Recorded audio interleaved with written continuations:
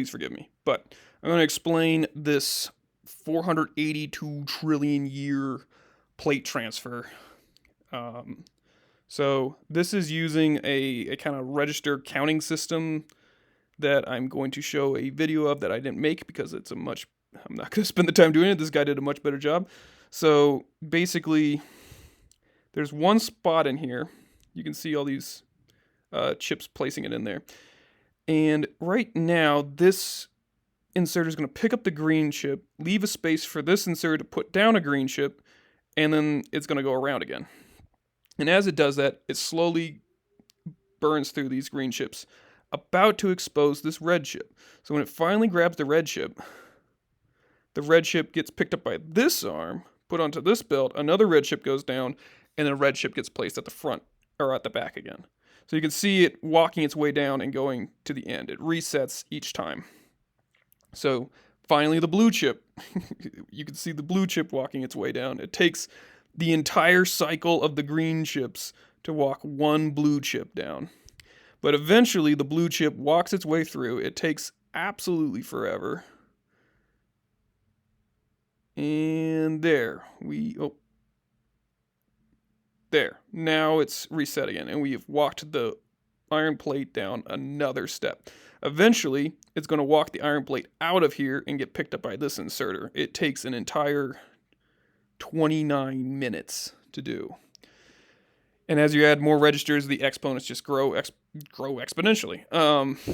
So this user, by Daniel Cortez, came up with this system with very long registries. See, if you make the registers longer, it will take longer. And it can actually outperform the exponents in certain cases. So he used 7 registers that are very long. It looks like he double belted them, which gives a time of 9.7 billion years. Very good. This is a very good design. And then he uses this coin trick for the last register. So with these registers, they all reset. That's their advantage. But for the last one, which would have the iron plate, it doesn't have to reset. Once the iron plate's out, you're done. So you can make the register really, really long with a box system. So what you do is you take out a coin from this box. I'm not exactly sure how it works, but you take out a coin from this box. Here, I'll make a mini model real fast. You can put in space science and one iron plate. One iron plate. And it will pick up this item, put it into this chest one at a time. And if you have space science, which is stacks to 2K, it has to take out the space science, go all the way through that whole system, however many thousands of millions of years it takes, and then put it in this box, and then grab another one and do the whole thing again. Every time taking thousands and thousands of years to put another item in.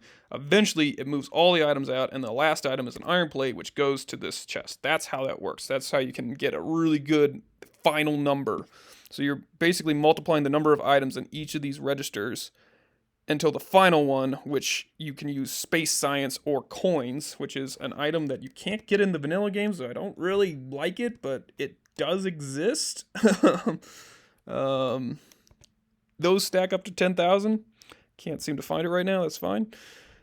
But there's a better way. There's a better thing than coins. So you don't even have to cheat or bend the rules with coins. You can actually get even better with this system. So you can use nuclear fuel rods. So this is the same concept. It's taking... Sorry, hold on. Pretend this is full of fuel rods. It's taking one fuel rod out, putting it in this box, and eventually you're going to get to the iron plate. But the thing is that I keep putting the fuel rods back into the first chest with this burner inserter.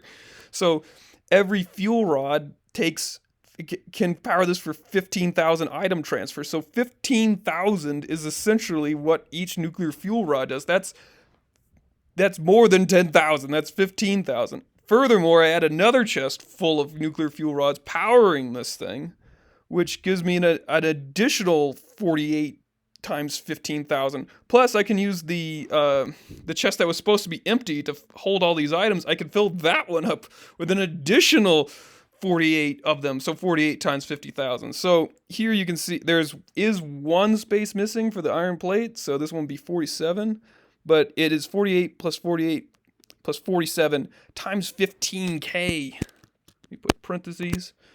So that's a huge number at the end. This one is 12 minus 3, not 9. I'm not going to redo this.